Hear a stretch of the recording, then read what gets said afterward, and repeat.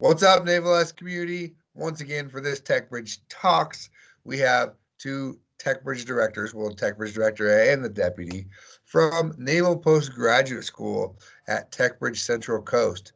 Chris, Megan, how's it going? Great, how are you? Good. How things going? Fantastic. I'm doing wonderful because I get to talk coast to coast, DC to California. I love the collaboration. So let's start with you, Chris. We're gonna before we get into the all about your tech bridge, just a little bit about yourself, who you are, and what you do. Okay. Well, as we said before, my name is Chris Manuel. I'm the director of the Central Coast Tech Bridge out here in California. Background is Army. Was Army warrant officer. Just retired in November after 33 years of service. About 24 active and then 9 in the Army Reserve. I'm a MPS graduate. Developed some technology here when I was a student and left active duty to go to a startup. That startup was acquired by an aerospace company. I was a vice president for an aerospace company, and now I'm back as the Associate Dean of Research for Technology Development and the Central Coast Tech Bridge Director. Fantastic. And Megan, now it's your turn.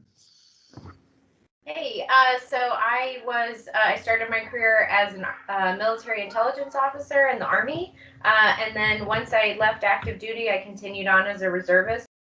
And then while I was a reservist, I worked for a nonprofit organization that I eventually became the managing director of. And we were the recipients of a partnership intermediary agreement with the U.S. Air Force Academy. So I learned a lot about PIAs and how, the military can leverage those relationships in those organizations. And now I'm back on the government side working for MPS, helping MPS do that as well. Fantastic. Well, it sounds like the perfect person in the role you're in, as PIAs are heavily a part of the Tech Bridge world. So that is great. So whoever wants to take this next one, it's up to you all. What have you guys been doing since you guys were created? Well, we've successfully PIAs with two organizations being DefenseWorks, and then with the Academic Venture Exchange, we are starting to work on our third PIA with a partner here in the area. It's the Monterrey Bay Drone Automation and Robotics Technology, which is DART. So a lot of what we've been doing is connections with organizations. We've kind of taken a two-pronged approach on connections. So we're part of DefenseWorks and the DefenseWorks family. So they've got very well-established organizations throughout the country. And they are well established and connected to multiple companies and institutions or organizations.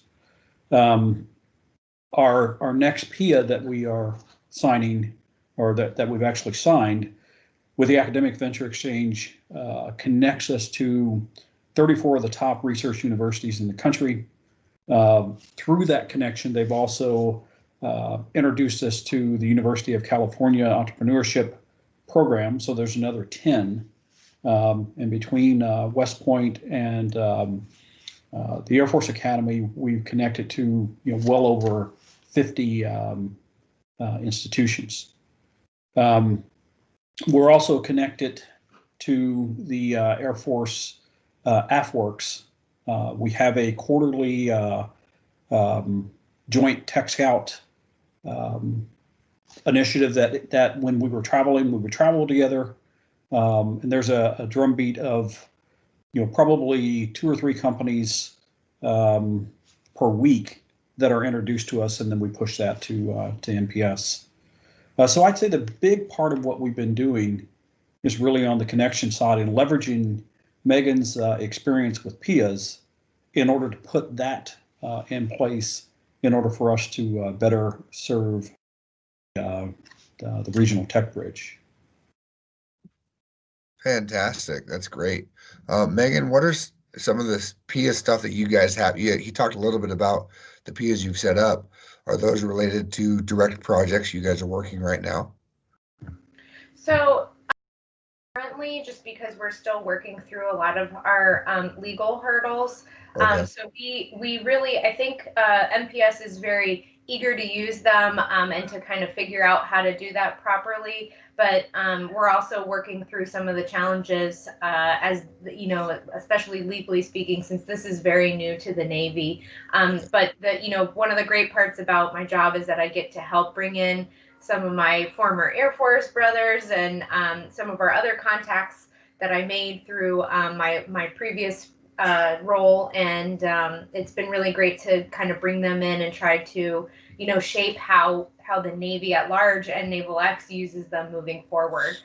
So while we aren't directly leveraging PIAs quite yet, I think there's a lot of excitement about what the possibilities are. And we're definitely tied into faculty and student initiatives that are, especially hungry to get some of that industry and academic collaboration. There's going to be some really great and exciting things that PIAs can do for our community. That's fantastic. That's great to hear. Chris, is there plan to have a physical space in the future of the Central Coast Tech Bridge? Yeah, so we've been looking and trying to find ways to do this, and I think that we've finally made the connection the right way with the Monterey Dart organization that I told you about. So they have space at what I would call kind of a incubator set up for entrepreneurship with UC Santa Cruz out at the Marina Airport. So we are looking at sharing space with them, and then the Academic Venture Exchange, AVX, is helping with that. So bringing those two organizations together, bringing those PIAs together, are finally going to get us the post, outside the campus space that we've been looking for.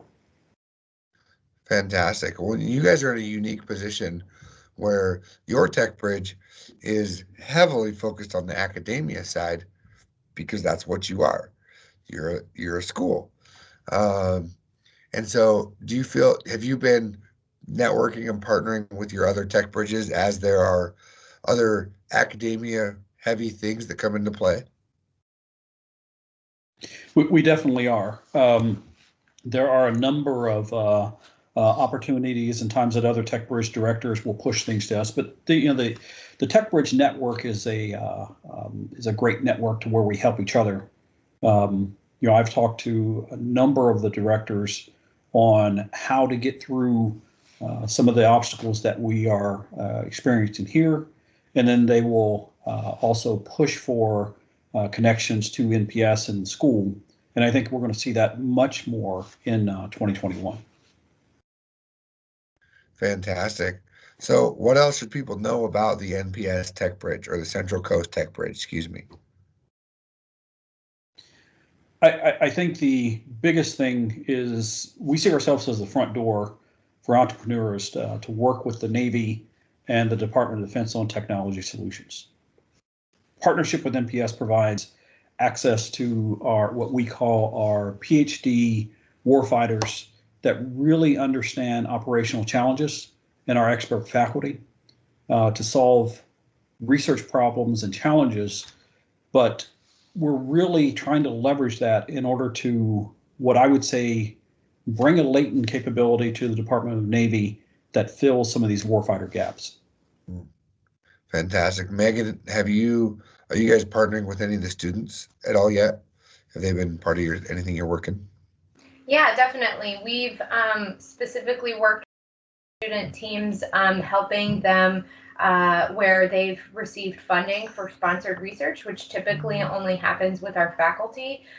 So for students to get it, number one, has been a big deal, but once they receive these monies, they don't always know, okay, how do I find somebody to work with? How do I do my market research to know what's out there so that I'm ensuring I'm getting best of breed? How do I write a statement of work? how do I understand what a fair price is? So those are a lot of the things that Chris and I specifically have helped a few of these student teams with. And it's been really interesting and rewarding too, because we see once they've been able to kind of secure one chunk of money, it de-risks any future monies that might come in. So we've seen multiple organizations fund a student project before, which is great because it validates, the problem that they're working on and the research that they're doing, as well as it kind of de-risks the investment for both, organizations, or if there's multiple, what would be multiple organizations.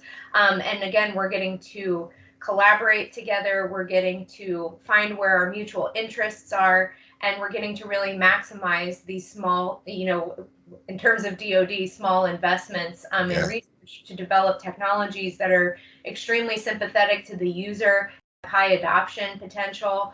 So I think as Chris said, we're really sitting on, a potential gold mine of opportunities for a small investment, I would say, to the Navy. So that part has been really exciting, especially working with students.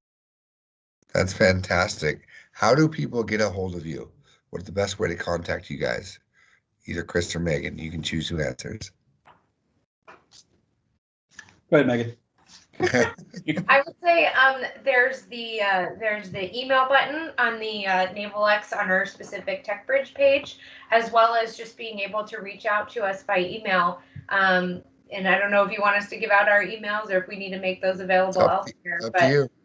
We're pretty responsive. My email is Megen, MEGEN .Schlesinger, SCHLESINGER @mps.edu. And like I said, anytime we get contact, we always try to make the right connection. If it's not Chris or I, we try to find the right person to pass you off to, so that, hopefully that relationship continues on and is of benefit. And my email is cemanuel1, MANUEL @mps.edu. Fantastic. Well, Chris, Megan, thank you for coming on and sharing what you guys have got going on. Yeah, it's a pleasure. Thank you.